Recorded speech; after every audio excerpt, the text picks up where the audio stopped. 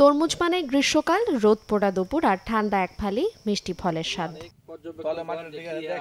এবার চাঁপাইনবাবগঞ্জে গ্রীষ্মের সেই তরমুজের দেখা মিলেছে বর্ষাতেই। ফসলি জমিতে থোকায় থোকায় ঝুলছে সুমিষ্ট ও উন্নত জাতের তরমুজ। জেলার নাচল, গোমস্তাপুর ও ভোলাহাট উপজেলা কৃষকরা এবার উচ্চ ফলনশীল হাইব্রিড জাতের মার্সেলো কালো ও বাদামি তরমুজ চাষ করে ব্যাপক সাড়া ফেলেছেন। আধুনিক কৃষি প্রযুক্তির সহায়তায় এই বর্ষাকালীন তরমুজ এখন চাঁপাইনবাবগঞ্জের ৩ উপজেলার কৃষকদের মাঝে নতুন সম্ভাবনার উৎস হয়ে উঠেছে তরমুজ চাষে। মাত্র ৬০ থেকে ৬৫ দিনের মধ্যেই ফসল তোলা যায় মার্সেলো জাতের এই তরমুজের। পাশাপাশি চাহিদা থাকায় জমি থেকে কিনে নিয়ে যায় আড়তদাররা। মালচিং পদ্ধতিতে খাঁচায় চাষ করায় বর্ষাকালের অতিবৃষ্টিতেও প্রভাব পড়ে না ফলনের। বিঘা প্রতি ৩৫ থেকে ৪০ হাজার টাকা করে ১,২০,০০০ থেকে ১.৫ লাখ টাকা লাভের আশা করছেন চাষিরা। এটা হচ্ছে খুব অল্প দিনে এই তরমুজটা পাওয়া যায়, এটা ৬০ দিনের ভিতরে কি ৭০ দিনের ভিতরে এই তরমুজটা হারভেস্ট করা যায়।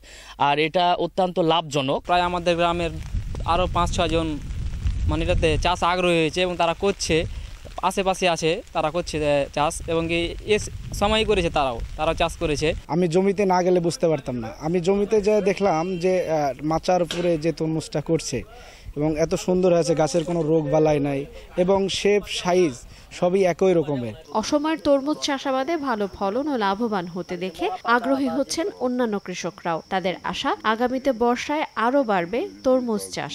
আমি বর্ষাকালীনই তরমুজ করি। আমি আপনার রবি মৌসুম বা খরিফ মৌসুমে করি না, আমি বর্ষাকালীন তরমুজ চাষ করি।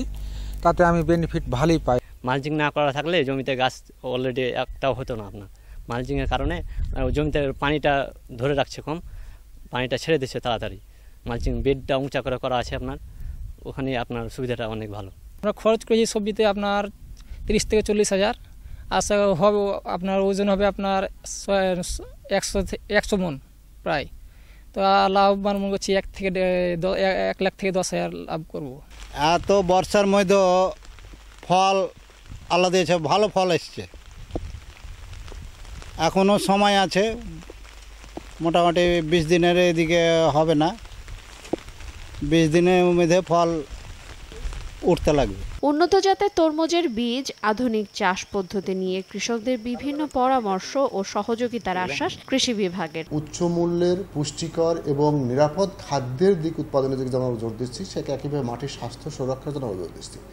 ঠিক তারই একটা অংশ হিসেবে বিভিন্ন উচ্চ মূল্যের ফসলের মধ্যে আমাদের একটা অসময়ের তরমুজ, এইটা একটা উচ্চ মূল্যের ফসল।